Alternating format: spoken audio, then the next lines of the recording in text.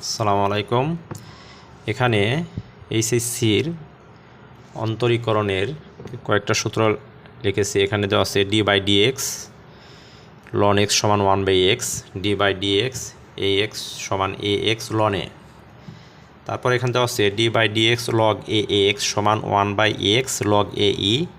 4 number হলো d/dx log 10x সমান 1/x log 10e।